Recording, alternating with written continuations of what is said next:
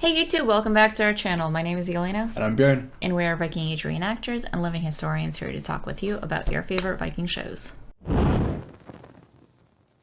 Today we're doing an in-depth look at episode 16 of Vinland Saga. Alright, we are setting up for an altercation. Well, that was interesting. And yeah, I mean, that ending logic with destroying the bridge absolutely makes sense, because not only would they have to cross it in, like, the middle of winter and risk hypothermia and all that kind of shit. Oh, that is true. I didn't even think about that. I was just like, they can totally wade across that water. I didn't even think about the snow on either bank of it. Yeah, they could, but it's freezing water in January. Yeah. Like... That's fair. It's gonna be awful. That's fair. And it's not like they have like a minute to like just change the clothes and stuff either. Like it's not really an option when you're pursuing an army or when you're marching in one yourself. Yeah. You know, you're a little bit. Elements are harsh. But yeah, man, that logic holds up absolutely. They have all their supplies. They'll have to either waste a bunch of time hauling their supplies over, or just bail and leave it, and then have to spend half the day like foraging for food for the entire 500 people or something that they have. Like, yeah, man, it's all about buying time. This is something that we don't really get to see a lot in terms of fighting during the winter. It's not something that we really read about in the sagas a lot. For obvious reasons, reasons that we've talked about before here as well. Yeah. People kind of wanted to just kind of settle down for the winter and have their food stores and just survive the winter before they got back to the fighting and everything else. Exactly, yeah. Like there are isolated incidents and conflicts and stuff that happen throughout the winter and stuff, but by and large it was almost kind of like an unspoken, like understood rule that like the winter months are when you stop being at war with each other and like go back home or settle down and just kind of survive, and then the summer you kick back up again. Yeah, exactly. You know, it's why the Great Heathen Army was such like a surprising thing, because they decided to winter in England rather than like going back home, so there was no reprise from that. They didn't necessarily, go to war throughout the winter, but they stayed there. Yeah, they stayed in the country. They didn't raid through the country during those months, at least not that we know of. But yeah, just the fact that they stayed in the country was a huge deal to the English. Yeah, they were like, "Whoa, wait a minute, they're where?" Yeah, absolutely. So like that alone is a huge thing, and that's something that like every single one of those soldiers has to wade across that water. So that would be killer. And then half the people would have to spend a bunch of the time like trying to forage for food in the winter, which is just not like an option. There's no like crops that they have. They have to just hunt deer and rabbit and whatever else, or like plunder as they go along, which is gonna eat up a bunch of time. So it's wicked smart of Askeladd to do that, and that's also kind of a thing that we don't really see, is this like strategical mindset, like this constant kind of like game of chess that's constantly updating. It's really unique. I'm very interested to see where this cliffhanger is gonna lead and what Askeladd's ultimate plan of escape is. Yeah, it's gonna be cool because most of his men have abandoned him now. Yeah, now they're trying to like box him in and like surround him and stuff too. So we're on like a very precarious little place, but probably just gonna try to make a mad dash for it. I'm just gonna call it now. Thorfinn is going to save him so that he could kill him later. Oh yeah. Just watch Thorfinn jump in there with his knife. Oh yeah. Nobody gets to kill you but me. How dare you die before I get to kill you myself? Yeah, absolutely. Because that's his whole arc. He can't let anybody else kill him. Yeah, like if Askeladd dies, then what is Thorfinn gonna do? Just like disappear? Exactly. Just like vanish, like protect the prince? I don't know. He doesn't give a shit. It's gonna be interesting. I like the fact that Thorkel has remained close enough, like even through the, we talk about, how it is the winter, and it probably wouldn't be feasible during the Viking Age for that to happen. Yeah. But they're doing that so that Thorkel can remain just close enough to the action where we're just waiting for him to get Knut and, run away with him and teach him how to be a Viking. Yeah. It's that kind of like anticipation, like what's actually going to happen. I kind of have the same feelings for Thorfinn and Askeladd too, because it's almost just like waiting around for them to be alone or like to be isolated enough where it's like it's unavoidable, at that point where they're constantly close to the end or just at the end of the rope or something like that, or just patience running dry or something too, and finally having that kind of conflict. It's almost like you forget that they're enemies. You forget that Thorfinn is like hates Askeladd and like wants him dead and wants to kill him because like they do everything together. Like he works for him, he serves him in a sense. Right. So like I forget that that's like the main plot point at times. And it's just very interesting to like be reminded of it or something. It's like, oh shit, okay. Yeah, they're like right there, dancing around each other constantly. Yeah, I like it. I was taking a little bit of an issue at the very beginning of the episode with the Danes kind of laughing at the fact that even though they were kicking and torturing this Englishman, that he wouldn't scream. And they were saying, oh, this is why I hate Christians. They won't even scream when I try to torture them. I was taking a little bit of an issue with that because I feel like in Norse culture that would have been that would have been like not honorable, but but like it would have like been impressive. Yeah, it would have been impressive. That they can like withstand so much like physical pain and shit and like not react to it. Yeah, I can see that. We've talked a bit in the past about how a lot of when it comes to like Blood Eagle, a lot of the way that they show it in TV shows, especially Vikings, how you have to brace yourself and not make a sound, and that's the way they get to Valhalla. Yeah, non-expressive and shit. Yeah, it's probably not true, and it's a very modern interpretation of the whole thing.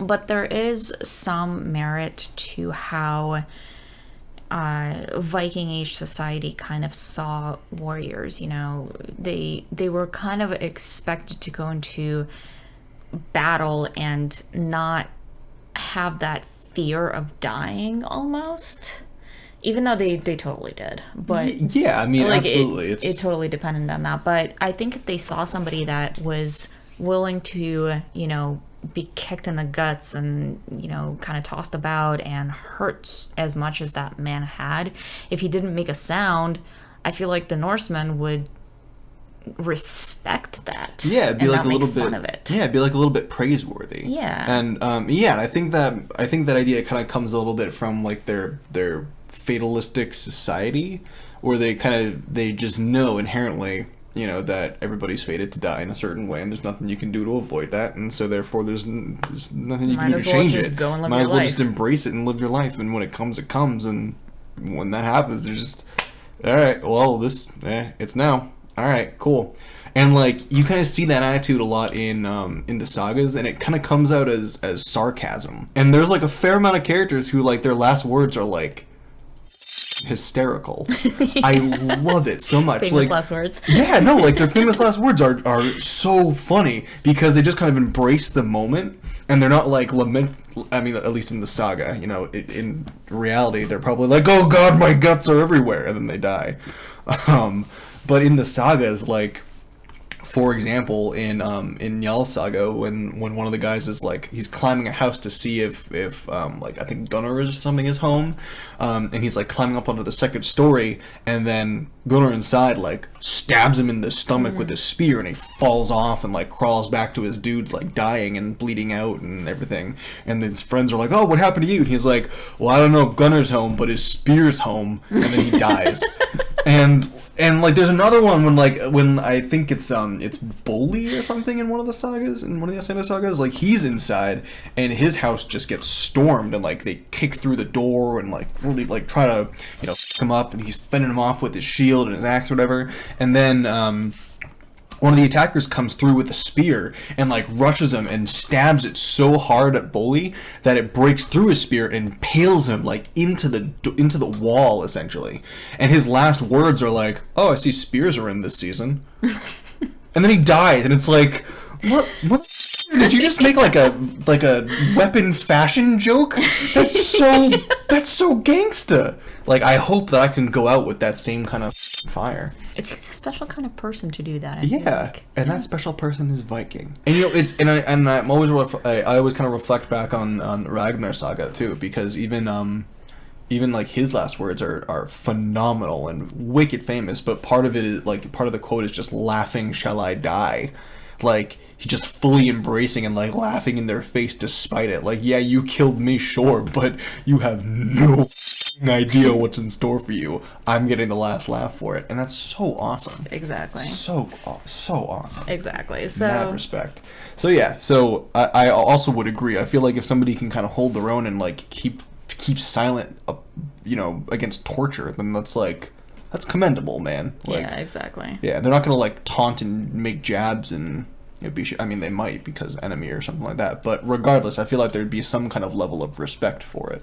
Yeah, so that was the beginning of the episode. Then we got to a little bit of a history lesson of a history of the show. Which I just want to say, would not be common knowledge at all. Like, I don't even know if they knew that back then. Ultimately, Askeladd seems to have a bit of a history in himself, so, where he seems to know a lot about history. So I don't know exactly how he gained it, but he seems to know his history by being a legend. That's how. He basically went full on. You don't even know what your own countrymen did. I'm about to educate you right now. Yeah. Hold tight. But it was actually kind of interesting seeing that, and really fun because that is a piece of history that I like coming back to. It's one of my own personal favorite facts that I talk about quite a lot in terms of the Anglo-Saxons and how they came to England during the migration period. Yeah, everything that was said in there was absolutely spot on the nose. Most of it. I think he said he was talking about how like the Romans and the Celts like got along and like intermingled and shared. I don't know how true that was. Like they existed at the same time, but I'm confident that there was a lot of conflict. Hence like Boudica, right? And just the Gallic Wars and all sorts of other shit. Like the fact that they had to have like a military outpost, and then the Celts like invited the Anglos and the Saxons to kick the Romans out of their country. Like, it just shows that they didn't just get along famously and like learn from each other and stuff. There's definitely conflict. No, yeah, that's very true, and that's why we also talk about it as being like a Roman invasion and a Roman occupation of England, basically. So yeah, absolutely, they did not get along.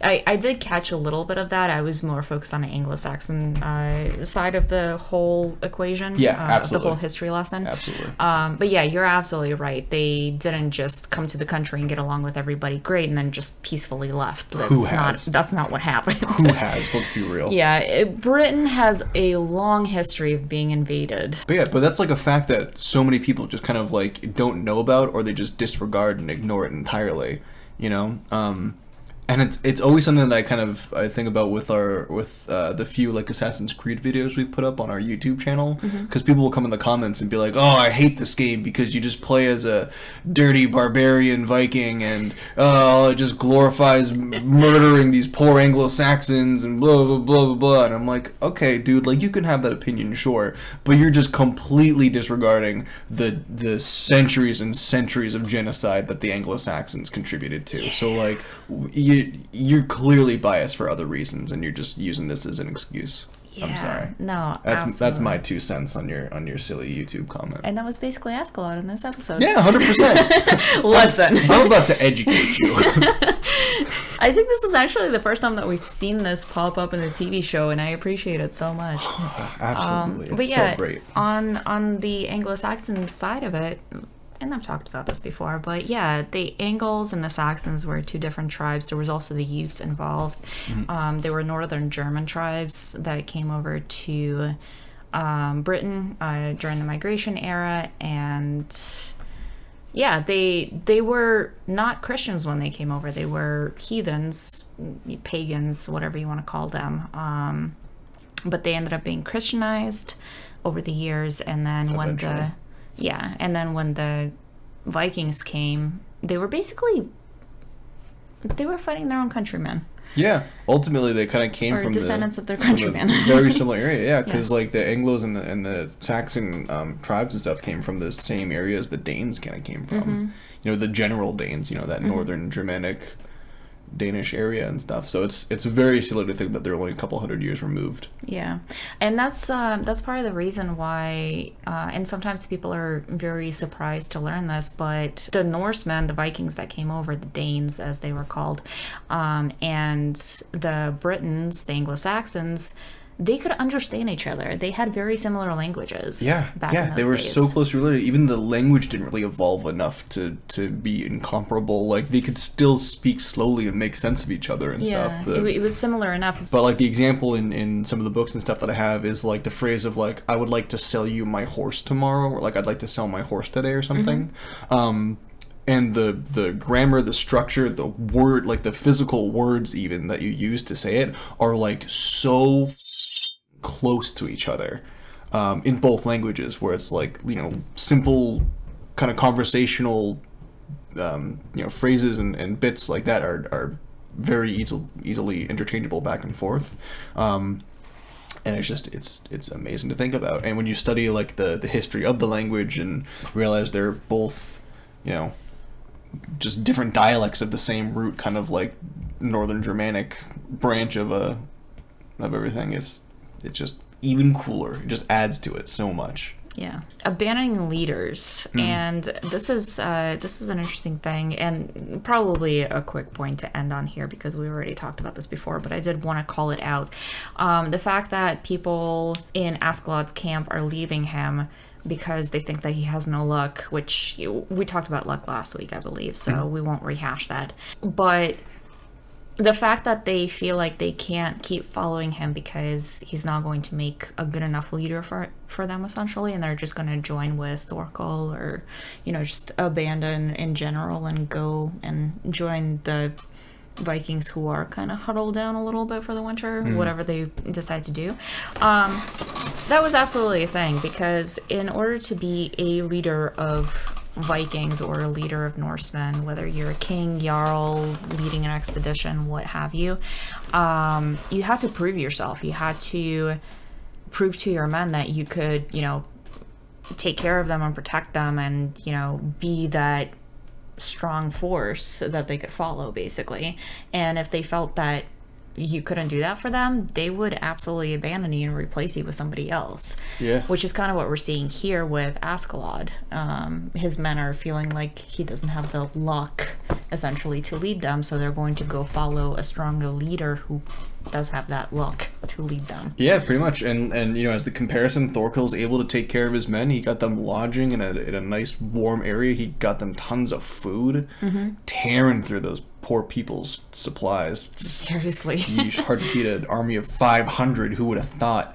You know, comparatively with Askeladd, they had to murder a whole civilian village and take their meager supplies and like barely scrape by for a couple of days before they got found out, and then just have to keep marching, and they're miserable and shit. So yeah, absolutely. I mean, it's part of that. You know, the commanders in war had to do it. The kings had to do it. It's why they got rid of Eric Bloodaxe, because he was a tyrant. They banded together and booted him out. You know, it's the same kind of logic. Right. So, yeah, exactly. So it's kind of interesting to see and hear that happening. Yeah, you have to take care of your peeps, and your peeps then take care of you. It's reciprocal, symbiotic relationship. Thank you guys so much for watching. We hope you enjoyed it. If you did, hit the like button. If you're new to the channel, make sure to subscribe and hit the bell so you can be notified of our future videos. And we'll see you in the next one.